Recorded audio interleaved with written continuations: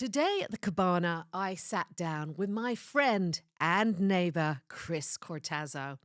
Now, Chris is Malibu's top realtor. He's sold billions in fabulous, beautiful real estate. He's a great, fun guy. He had loads of awesome stories about old Malibu and some very sad stories. He talked about his love for his soulmate, the actress Shannen Doherty, and how her passing almost broke him. Chris takes nothing for granted. He talked about his immense gratitude for life, his children, his family, and his love for his 91-year-old mother. It's heartfelt, funny, and full of Malibu magic, just like Chris. My name is Zoe Scott, and this is my podcast, Confessions at the Cabana. I was born in England, and I chased my dreams across the ocean, landing in America, and then driving all the way to California to live my rock and roll life. I've journeyed from living in the wild to lighting up the stages all around Los Angeles, and I've got plenty of stories to share. But this podcast isn't about me. It's about creating space for others to share their stories, stories that inspire, stories that bring us together, and stories that heal. So come join us here in Malibu at the Cabana. Oh my God. You're doing it. I feel like I made it. I don't know about that. I got Chris Cortazzo in the Cabana. I'm so honored that you asked me to come. I'm so honored that you've come, Chris. You asked me, I was like, of course I want to do it. Okay, so first of all, we both have this incredible mutual love of Malibu. Deep passion. Deep passion, right? Tell me about your love of Malibu and where it kind of stems from. Well, fortunately, I was born and raised in Malibu. My parents bought their property on Cliffside Drive in the cul-de-sac. Where you still live? Where we still have my parents' home, and I bought the two homes next door to them. So we have a whole family compound. But in 1960, they paid $11,000 for this lot. And they worked two jobs each and worked so hard. My dad was a firefighter, the captain of the fire department for LA City. My mom worked, and they wanted to pay off the property before they built their home. And they got a loan for $25,000. And my dad basically built it with all his firefighter friends. Oh my God. Are they still there?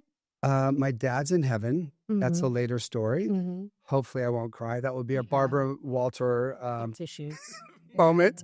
But my dad carried beach rocks up from the beach, and we have the fireplaces made out of them, and it's absolutely spectacular.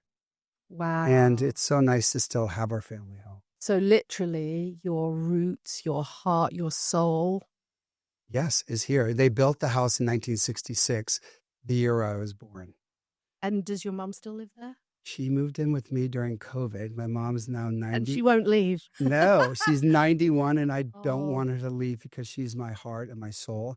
My dad was too, and we were all best of friends. And I have a wonderful brother by the name of Danny, and he followed in my dad's footsteps. He was a captain of the fire department for Santa Clara. Wow. So I always say my brother and dad were heroes, and I made the money in the family. Wow. Yeah. I mean, I love where I grew up in Southwest London, but I can't imagine the delight of growing up with these beaches and this gorgeous coastline. What was it like? Tell me some stories, Chris. It was just absolutely nirvana.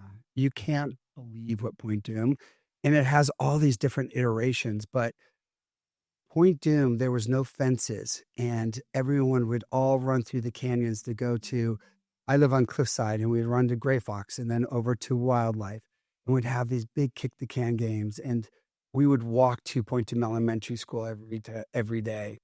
And, there was a hitching post at the market, and all the kids, we all had horses, and we'd all jump on the horses just with the reins, no saddle, and just ride up to there. And you would have like 3-4 people on a horse. And it was just...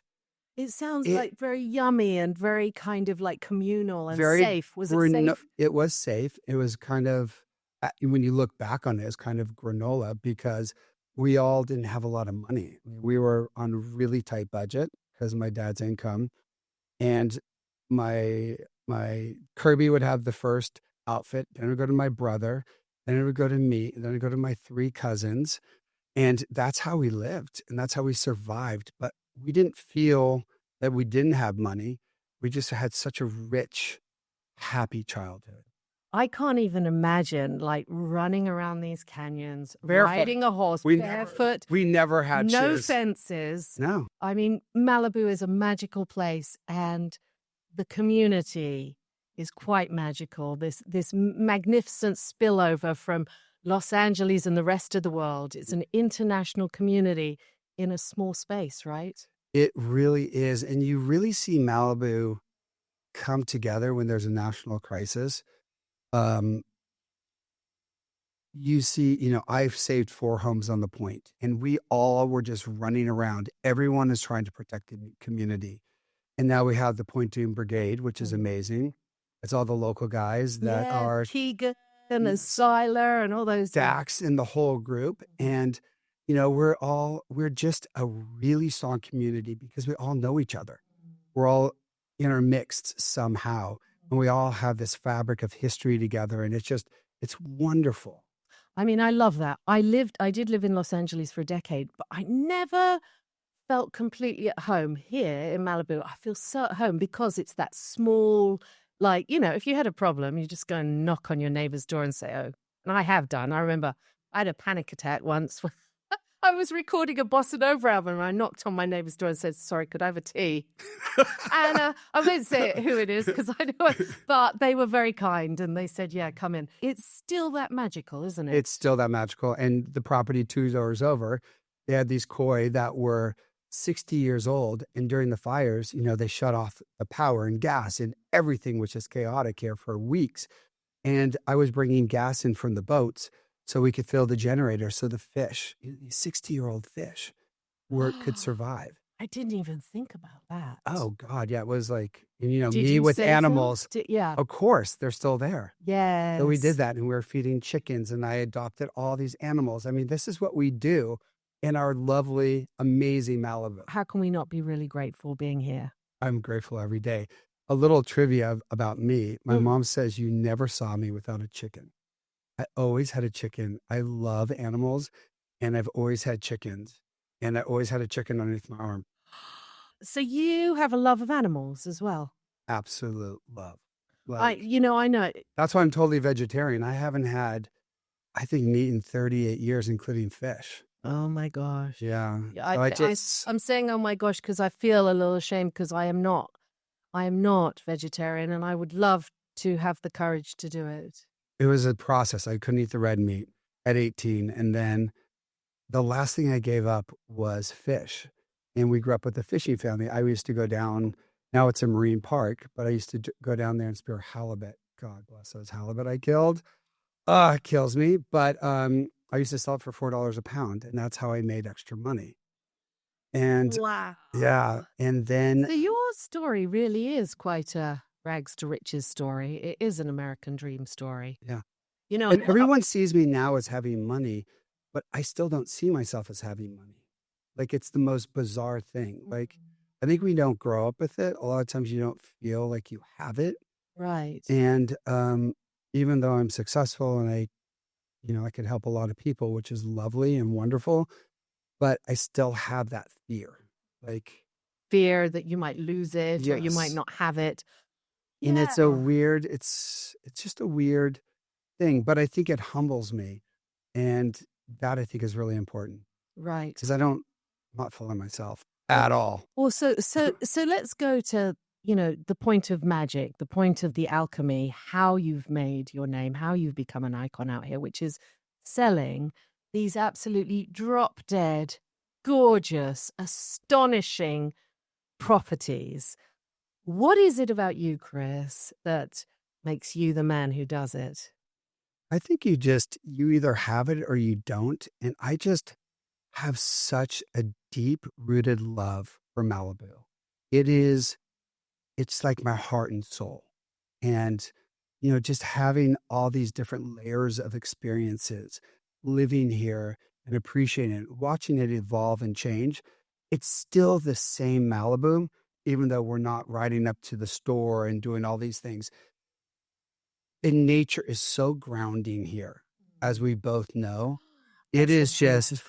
you wake up or you take a swim at Little Dim or you're walking up the Bushfire Trail or any of these things. You're just so grounded to the natural beauty. I mean, I don't know if it's the Chumash Indians that feed the Mm. spirits and all that, but I definitely feel them. Definitely feel them here. yeah, my ranch property, you really feel it because I've there's gotta come your, up there, 'cause you're gonna lose Ah! your mind. You Like, do. You're gonna be it's like, "Where did Zoe bananas. go? She's on Chris's prophecy." Beating the drum Beating the drum, I'm burning. and Well, your no, beavers I going. wouldn't be burning the sage, would I? Not after everything we've been through. But it was interesting, though. It's a really interesting progression because I never grew up with money, Right. but we grew up with love. And my parents gave me such a strong foundation, even though I wasn't the best in school, because I get so nervous on tests. Mm. Like, I literally, I Me failed, too. I failed the I'm a real little bit estate exam dyslexic, so I 3 times. And but as my parents said, you just keep trying. So they never taught me failure, which is really important because real estate, you're getting disappointed by clients or deals, or, there's so many trip falls in everything, but I never gave up ever. Mm. And so I kept on taking the test, and growing up was wonderful. I modeled years ago. It doesn't, You did? We years, have that in common as well. I did a little bit. I should send you some pictures so you can put it on, and you're going, oh my God. He aged like the presidents. The presidents get into office after 4 years, they look so different. That's real estate with me. No, come on, you. But it very was, handsome I man. got into, there's so many different stories. I can go so many different directions, but I've got I time. met Herb Ritz Mhm. and in the early 90s, and I was a massage therapist, modeling, and a beach lifeguard, and Living out here? living out here. And I met Herb, and I was introduced to fame and like beautiful wealth. And I went, this is how people live. This is incredible, because it just opened my eyes to this whole different world. Wow. And I was like, this is really nice, traveling first class. I mean, we used to drive to Canada to save money and sleep in the back of our station wagon. I mean, that's what we did, but still great memories. And so I got introduced to this lifestyle, and I was like, I really want that. And He I was a think muse. He was an inspiration. total inspiration. He was the most talented human being ever. Yeah, Watching him amazing. shoot Cindy Crawford or Tina Turner Amazing. or You were around Julia all that, Roberts, were you? everything. And I just watched all this unfold. And I have such a great eye for editing. So Herb and I would go through and edit all the film before it went to Anna Winter. And, we would edit it down to like 5 or 6. And that's what we would send out, because if you send more, then they might choose the one you don't like. So Herb was very specific on that. But I got this, such beauty. What is such an amazing experience. So it's almost like you were cultivating your eye for beauty. You're being trained by one of the great masters in a way. Yes. It's like in rock and roll, I spent my youth in the studio of Jim Scott, who was recording the Chili Peppers, who was course. recording, also Tom Petty and Johnny Cash and all sorts of people. It was sit down, shut up, listen and learn. Yeah. Yeah. But it was such a fascinating experience. And we were all over the world. Like every day we were somewhere or having dinner with someone, and just understanding how that whole, and you don't talk too much, even though we're talking a lot now, but I like to listen to people. That's one of my greatest gifts. I read that about you. And I really like to talk about people, and I want to know who they are. But one of my biggest catalysts was when I got into business is there was someone who was unkind and to other agents, and it really fueled my fire. I wanted to be the number one agent and not rule, but be successful and have kindness. Right. And so you always find something in life that fuels your fire. Right. And that fueled my fire, because it took me 6 years to overthrow this person. And that was my catalyst for being successful because I just wanted to show that nice people could finish first. And I remember I almost beat this person. And then the person tapped me in the parking lot and said, I know you wanted to beat me this year, but you didn't. And I remember, do you remember Jurassic Park? This is a brilliant story, Chris. In the Jurassic Park, the raptors, they look at you and they're like, and then they just come and then they attack. I was like, I just felt my head fall. I was like, you die. No, the Brits have that, or I have that a little bit. If someone tells me, "Oh, you're never going to do that," you can't do that. I'm like, okay, here we go. Yeah. Let's game on. But that's my suggestion to people in life. Find something that fuels your fire. And it wasn't just money for me. It was just doing better than most and being kind in the process. I still do that. I love that. We have that theme in the Cabana. Everybody who's come in has had this just really generous heart and wanted to share something. Kindness with a lot of success. That's wonderful. You have to do that. So your motto is basically success, but with a big dollop of kindness. How does that play out in a really cutthroat place like real estate, or do you not need to be cutthroat if you're just being true to your heart? No, you have to be strategic and really smart about it because everyone's trying to take you out. I mean, it's just reality. It's human nature. So I'm very perceptive, and I study, I watch, and so I just know thy enemy. Know thy enemy. Do you still love what you do? I love it because every day is different. There's no 2 days the same because and I'm learning every day too. Like, I would do this. I would do something differently, but I think I have one of the greatest jobs in the world because I get to give people these amazing experiences and these lifestyles that they never knew that they could dream of. And it's so beautiful to place someone in a home where they create all these beautiful memories. And what a lifestyle to be able to live in Malibu. It's so interesting since the fire, and I'm not criticizing the Palisades, but so many people have come out from the Palisades. They get to experience the Malibu lifestyle. And no offense to the Palisades, but they don't want to go back because it's such a different environment. And I would say Malibu, everyone in the world has such a perception of Malibu as being fancy and rich, and no one cares when you're here, as you know. It doesn't matter who you are, as long as you're nice, you fit into every social circle. And you want to hear a really beautiful story? Yeah.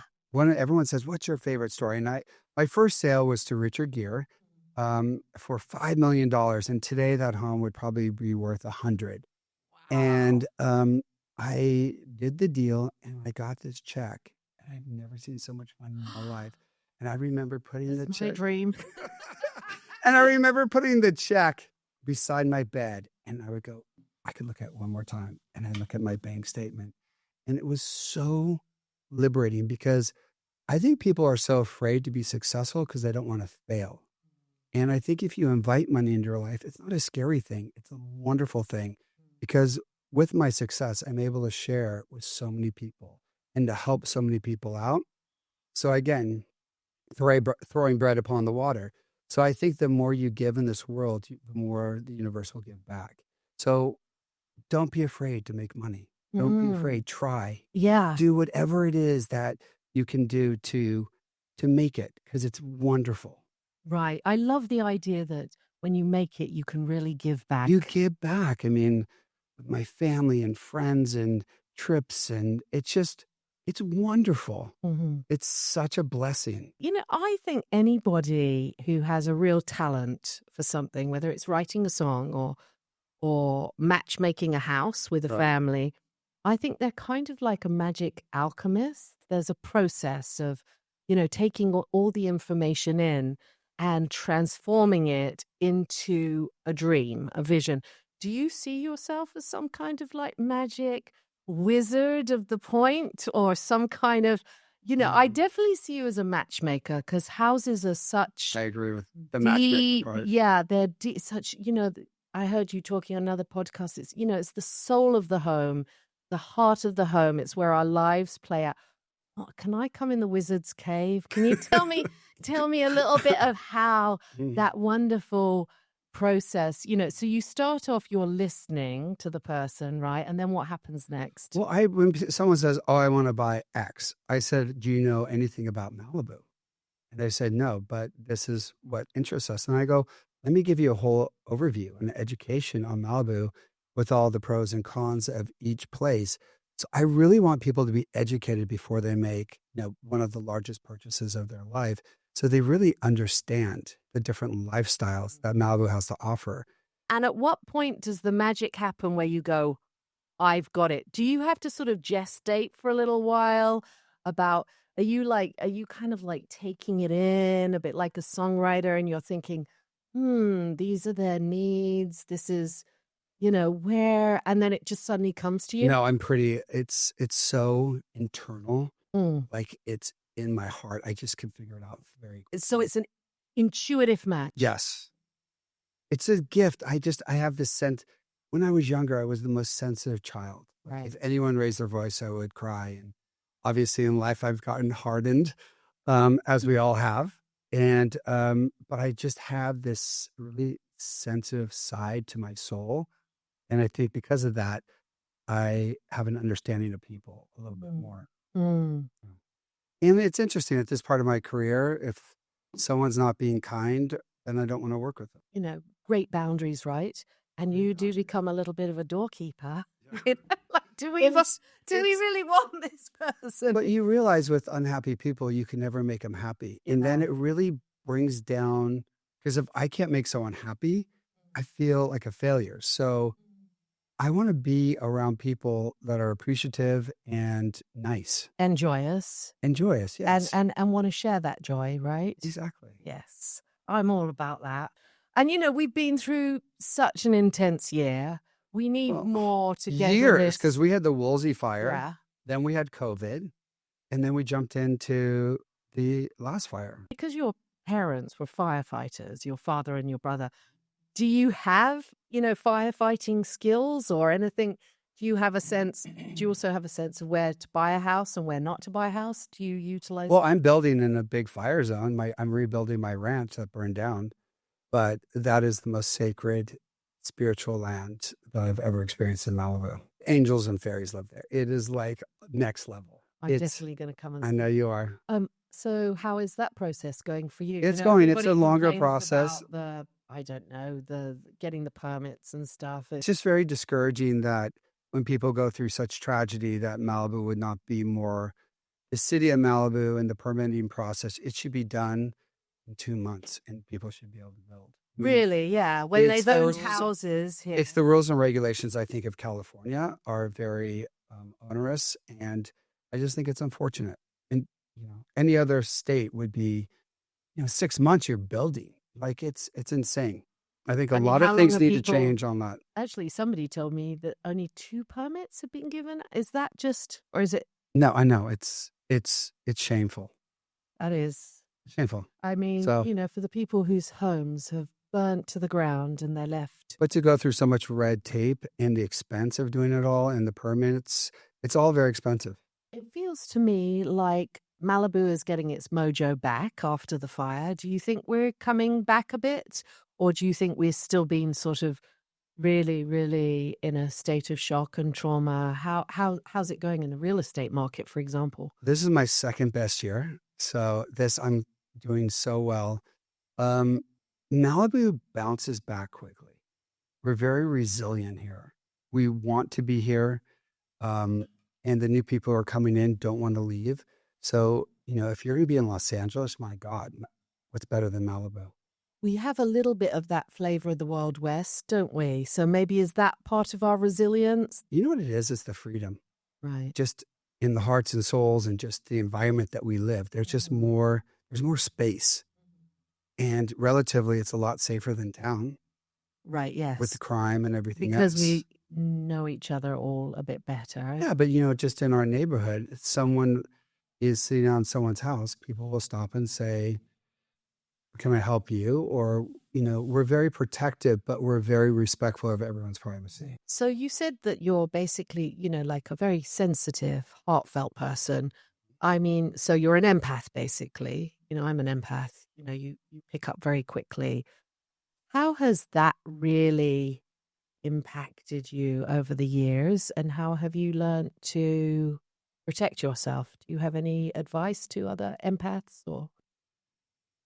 We have a saying in our family, which is really beautiful. We always say bubble up. So we always put a circle of light around us.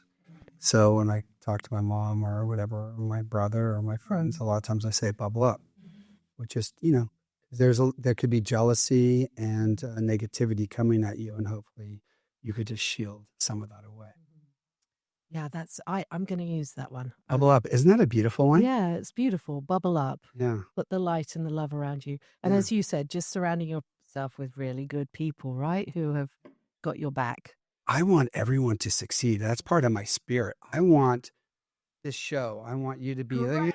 I want you to be the next Oprah. Oh, fantastic. Let's do But it. seriously, I just want everyone to succeed. Yeah. That's just my spirit. Yeah. Because if you succeed, we all succeed. Yeah. It's a It's wonderful more fun, isn't it? so fun. It's fun. If It's we're all so building good. something and creating something together. So tell me, have you got any good real estate stories Yeah, I have for me? I have a few, and a lot of them I can't say. I know that. I heard that you're that's one of your keynotes, right? You're the vault. Yeah. Discreet. So everyone tells me everything, and I never share a secret. Like that, it's like my sacred. Man, you are my guy. Because when I need to share my secrets, I'm coming to see you. Seriously. They go around this city like. Even if I don't know you and someone came up and told me something, like something really embarrassing happened to someone on a showing, and she was so horrified. And I go, no one will ever know. And she knew you were telling the truth. I would tell the truth. Yeah. Just give me chills just to even say that. I mean, But I think that's really, really important to people, Chris, when it's something around the home that they're It's the home, it's they're their personal protected. life or whatever. It's sacred to me. Yeah. That is like, and I don't need to share anything because I don't need to be popular. I don't care about that. A lot of people want to share things because they might be liked more, but I think it's so bad. And people will eventually come out in the press or something. They go, you knew for years. And I go, what? Like, Great. So it's nice to have that trust with people. Yeah, because people Friends don't are want not their friends. private life to become a source of gossip around. People want to pull other people down because then they could make themselves feel better. I love myself. Like, I'm happy with who I am. I always have. I wake up happy every day. I mean, my God, at nighttime, I have my two children. Amore is 4, and Agnello is 6. And I have them in my arms because we all sleep together in the same bed. Oh, I didn't listen to beautiful. anything on training with children, but it's such our space and they can. They're in Amore this bubble. woke up with a night terror, and I just hold her, and and I switch from side to side, and I really pull him in because I'm a total snuggler. Oh, that's And and then my mom, my 91-year-old angel of a mom, who's my best friend, is right on the other side of my wall. And I just, every night I go, life is good. Life is great. Like, look at what we have. We should be so appreciative that we're in this country and we have the freedoms and the life that we have. My God, are we lucky? So lucky. And that's, part of my thing too. I think with the success is gratitude. I have so much gratitude daily. I can't even believe feeling the sun or the wind on my face. I always feel like it's my dad or Shannen coming to visit. And it's just like, there you are, It's just all these beautiful reminders. Yes.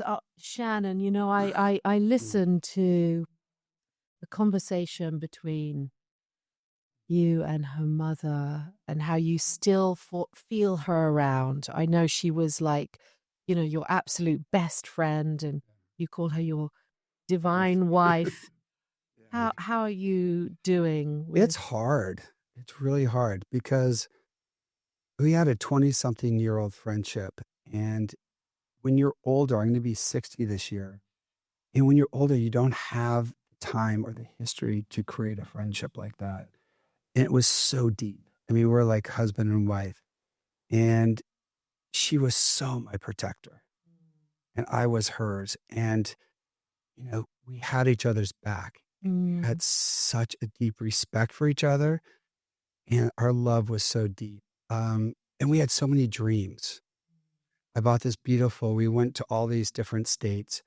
We went to Texas and Wyoming and Idaho, and we found this beautiful 150-acre farm in Nashville, 40 minutes outside. It's called Thompson Station. Nashville. And it's beautiful farmland. And Shannon was so passionate about the wild horses that she was going to rescue 2 families because the family units are really strong.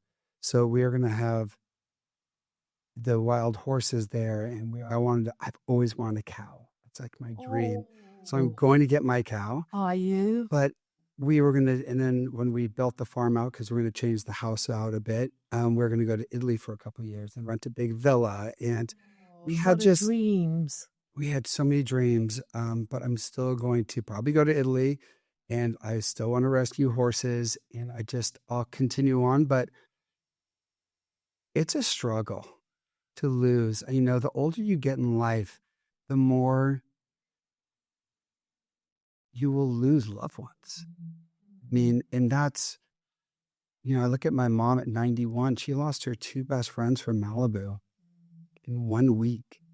60-something year friendships. Oh, that's so Tovey and Aunt Pam. And it's in 1 week. Yeah.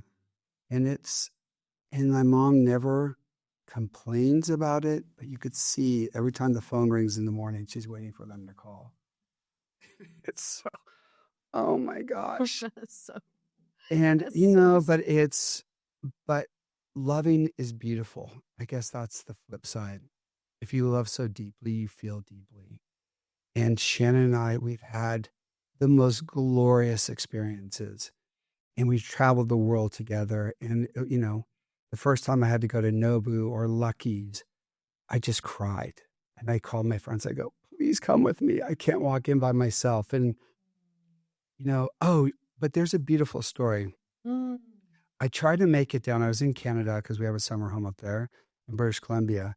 And I tried to make it down as she wasn't doing well.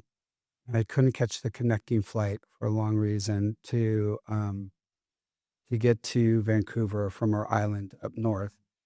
And I didn't make it in time. And I remember when we were in London, there was this beautiful jewelry store called Graf. And there was a beautiful ring. I won't say how much it was, but it was a fortune. And I go, we're going to get married on the Tennessee farm. I'm buying you this ring. Wow. And she goes, no, it's too expensive. So I go, not for us. We're going to do it. So anyway, that was the Graf story. And I was in a restaurant because I couldn't get the connecting flight down to LA. And I got the word that she passed and was at this restaurant. And I just screamed, like the tears. Like I had that once before with my dad. Like in Avatar, when that lady loses on the second Avatar, she loses her son and she literally screams. It's that guttural, like primeval, like pain. So I screamed. I yelled. I didn't scream, but I just yelled and I was just crying. And I walked down the street of Vancouver and I sat down on this bench and I was just hysterical. Yeah. And I look up and guess what was in front of me? Out of every block on Vancouver, I sit down and there's Graf. She's like, babe, I'm here. Oh, she was sending you a message. And then it's a long story, but I had to take a 4-hour taxi ride from down Vancouver Island to get to our place in Campbell River. And hysterical the whole way. The poor taxi driver was a mess. And I go, babe, please come back as a whale. Please just come back. So I get to our little island. And I'm on the rocks, trimming trees with my son in yellow. And it's a really steep drop off right outside. And all of a sudden I hear this big humpback whale comes right, like 20 feet, comes, and then comes up again. And then the flute of the tail, she waved to me. Wow. I went down. And I was like, it's going to be really hard without you, my love, but I know you're there. I mean, she was like instant with Graf and the whale and everything. She was just like, go, live, like charge it. And, but it's painful. I think of her every day. And my dear dad, oh my God, it was 2009. And I always say you're one phone call away from your whole life changing. Just like that. I got the call from my brother. And it was that same guttural, primeval, like freak out. And then it was 2009. It was like the world was ending. That was the financial crisis. And I took a week off to be with my mom. And then my business manager said, you have to get back to work because you have all these expenses. And it was so hard for me to pick up my first call and start just trying to work in a market that was so bad. And I picked up it was April 16th that happened. And I picked up the phone call. I worked the phones and I became the number one agent in that year. Like, wow. In Coldwell Banker, which is 93,000 agents at the time. So I became the number one star for 12 years in a row. But it was just amazing, though. You have to, in a time of crisis, you have to keep going. You have to keep moving. Your passion for what you're doing that No, I think pulls you through that. I think it's the passion, but I think it's the inner strength that my parents gave me. And my dad would have been like, I got up on stage in front of all these people, but to accept this ridiculous, stupid award. If you look at overall life, and I was it's still nice to get, isn't it? It was nice, but when you're on your last breath, does it really matter? But it was, I had tears in my eyes because I'm like, Dad, I did this for you. So, when you feel that kind of sadness Right. and, loss, what are things you do that help you? I ground in nature. You ground in nature. I do that, yeah. I have to. Like taking a swim and just going underneath the water and just feeling Get life. into your senses. Yes. And just feeling everything. Or like I said before, the wind on my face. Like I connect. Yeah. And I love to be barefoot. I'm the same. I always have to go to the beach and put my feet in the sand. That is the great thing we have here in Malibu. Lots of glamorous nature, right? Lots of glamour, but you could be anywhere. You can be in Tennessee and you could put your feet in the creek. There's so many different, or breathe in a forest. Or, there's just so many different ways to connect. Really, really connect. Yeah. And I think that's it. That to me, for myself, that really heals me. Are you spiritual? Very. We say bubble up in our family. Right. Yeah, definitely. So it seems like you're really connected to the animals and nature. And what other things spiritually do you? Well, I just think there's so many beautiful realms out there that we could tap into. And I love them all. Oh, that's wonderful, yeah. Chris. Well, listen, look, my producer has given me these rapid fire questions. Hopefully it doesn't mean she thinks I'm not a good interviewer, but anyway, she's given me these. What's the most jaw-dropping house you've ever sold, and what made it unforgettable? I know that you've got the Carson estate. I would say the Johnny Carson estate. And right now you've got that Johnny Carson estate up for sale, right? For $110 million. But that to me is one of the most iconic homes in Malibu. And it is beyond. And you could see Johnny Carson just in the house by the fireplace smoking his cigar or cigarette. And that is unbelievable estate. And I'm so honored to represent it. Like, wow. It's unbelievable. I have always wanted to see that estate. I'd have to get you in. What kind of person would love to live there, do you think? The luckiest person in the world. Let's move in. Let's go. After this interview. I'll go down there. I love you even more. But you know what's interesting? You can create anything as your home. Right. And everywhere I travel, like I was saying, this beautiful blue stone that I'm just enjoying. I was in Paris flea market buying some great things for a couple of my properties. And I saw this stone there like 3 times. And I finally, because I don't feel like I have enough money, it was $900 or 900 euros. I finally bought it for myself. I Yeah, love rocks. I love but rocks. isn't it interesting? And I don't know if other people are like this, but I could spend millions of dollars on buying a home, but I will agonize over spending $900 on something I really wanted. I think it's just deep rooted, like, yeah, Right. Deep rooted into your psyche. childhood and your psyche. Because when would you have a little splurge? I did. Good holiday or Oh, nice splurge. I bought a lot of antiques. I did. antiques. British love antiques. I love homes and I love landscaping and photography. Those are my weaknesses, and I will spend on that. They're your love language, right? God, I really hope we got the lighting good in here today. Otherwise, we really. Let's hope. God. Yeah. Having kids sleep with you, I don't get a lot of sleep, but God, I get so much love. And I'm getting pummeled and kicked, and every time I wake up and I'm just like, I am the luckiest guy in the world. You love your life with your children. They're completely divine, right? They're divine. Sweet. And my spiritual teacher said before the children were born, pray for your best friend and beautiful souls. And my dad will be helping guide the spirits from the other side. And my dad did such a great job. I love my children. And it's so interesting being an older father and a single father, because I don't have a partner. For anyone out there, single. But I'm so much more patient.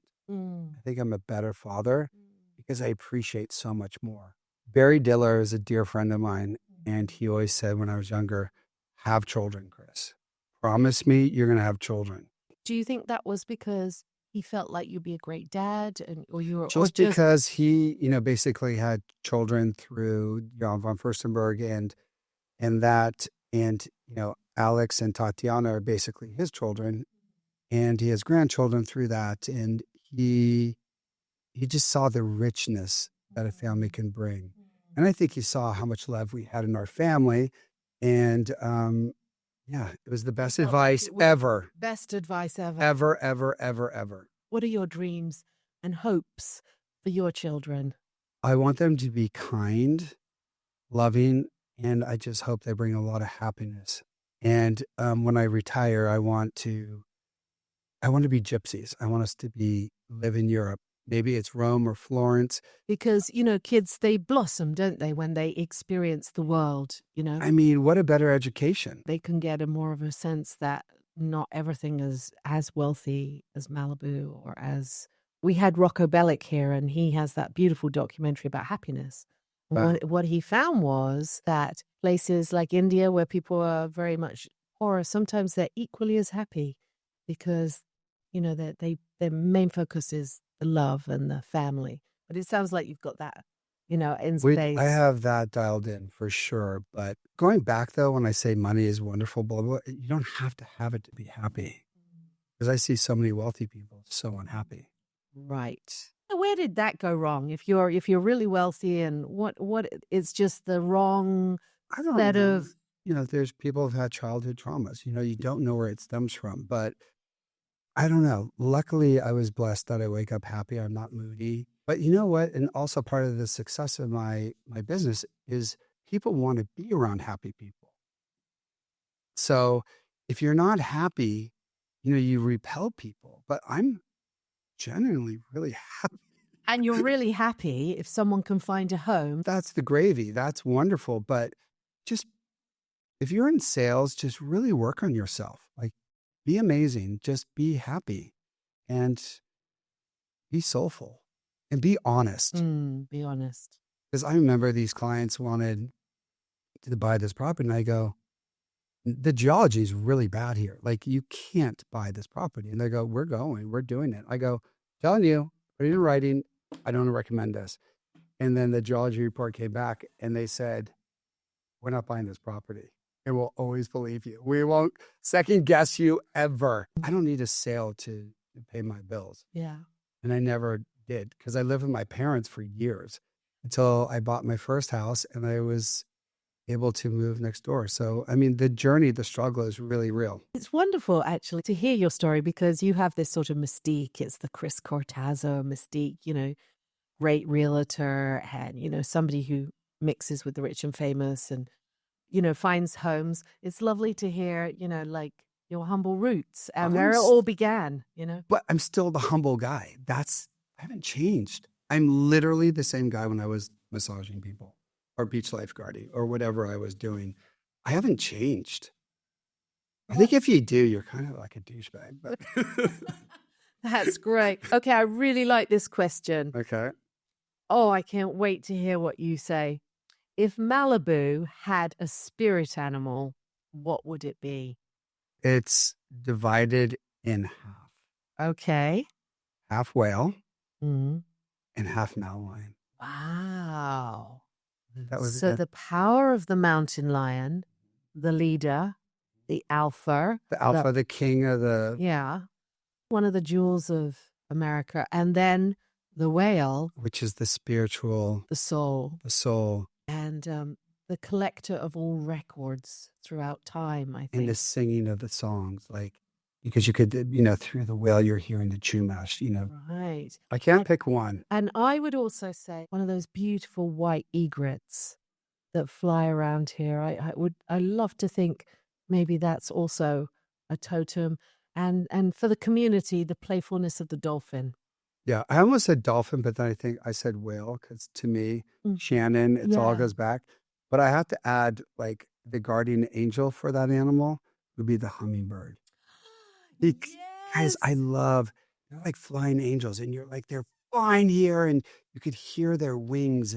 And so I would say mountain lion head, whale behind, and the guardian angel is a hummingbird.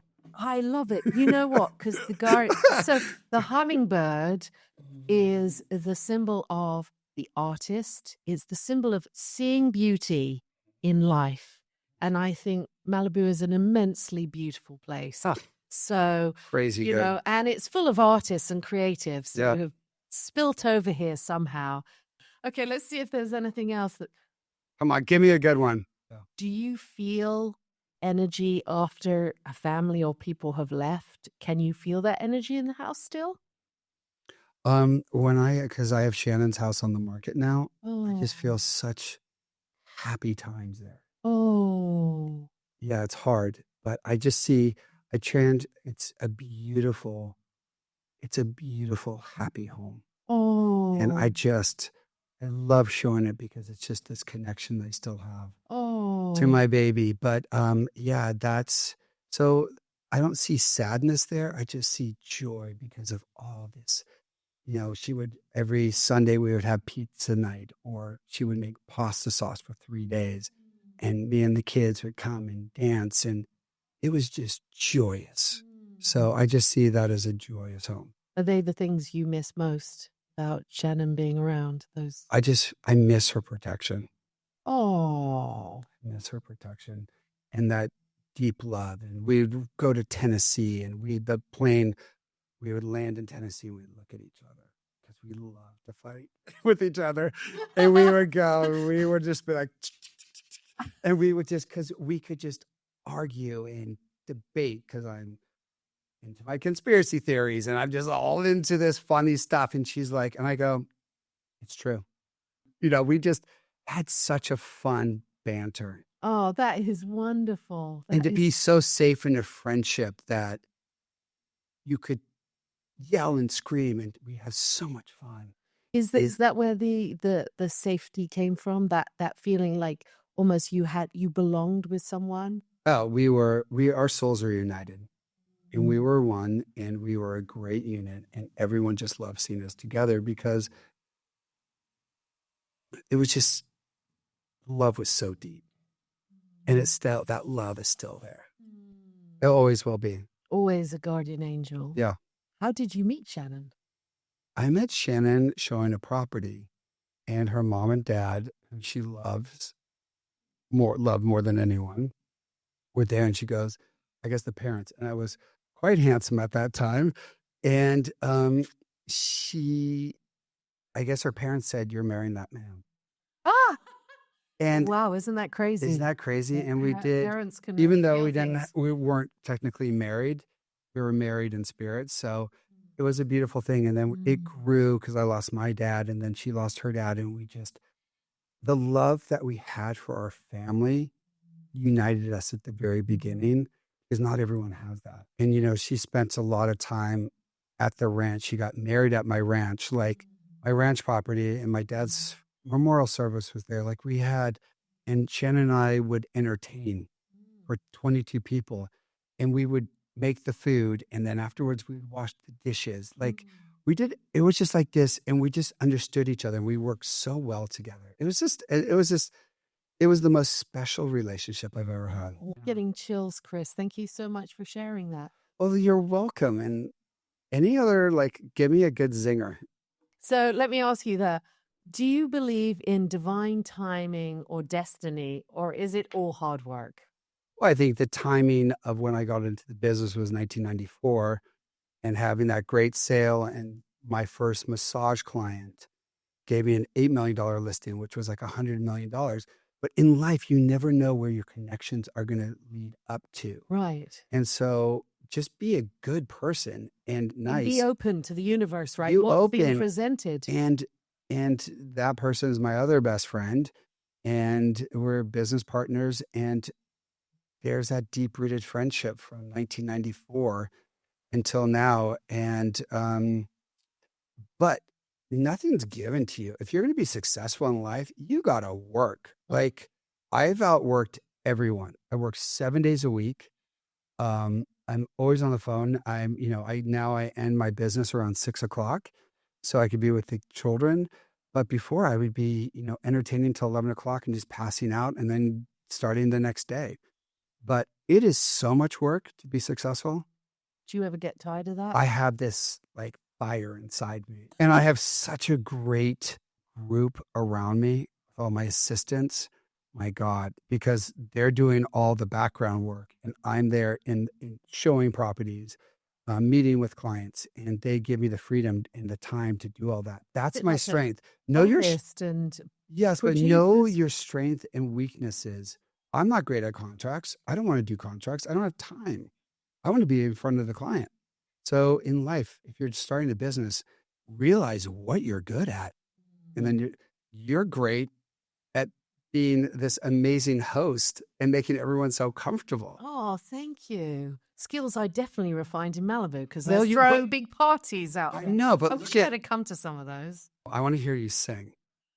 So close your eyes, for that's a lovely way to be, aware of things your heart alone was meant to see. There you go. A little bit. That's amazing. I haven't sung in quite a while, actually. But look at all your backstory, where you were a singer, and it actually prepared you for this moment. I really feel that. I always knew that I was supposed to actually interview and host. I always kind of knew that inside of myself. Yeah. Because I love people and I love their stories. Speaking of you singing and all that, I was, Herb Ritz had a beautiful home in Santa Fe that I ended up buying, which is amazing years later. And Katie Lang was there, and you would hear her sing in the kitchen. And that voice is one of the most beautiful voices of all time. She's amazing as a person. And hearing her sing was like the voice of an angel. Wow. Well, listen. And finally, what is it you want to confess at the Cabana? Ooh, that's a really good question. I want to confess that when I'm done with my career, I want to be free, and I want to be a gypsy, and I want to travel the world and live in the elephants for a couple of years with the children. And go to Italy and live in Rome and travel and do all these international schools and have the freedom that I used to have when I was younger. But I still have many more years to go. But when I do, I'm going to be footloose and fancy free. I love it. All or nothing, All or right? nothing. Yeah. You are a wonderful human being, Chris. Like big-hearted, generous, lovely human being with such an incredible, eye for beauty and giving people great experiences. It's really a pleasure. I'm really honored that you've come to the Cabana today. Well, I'm honored that you asked me, and I've Oh. had such a fun day. Oh, good. I mean, we could talk for hours is our problem. Good. I'm really happy that you've had, fun. This is really fun.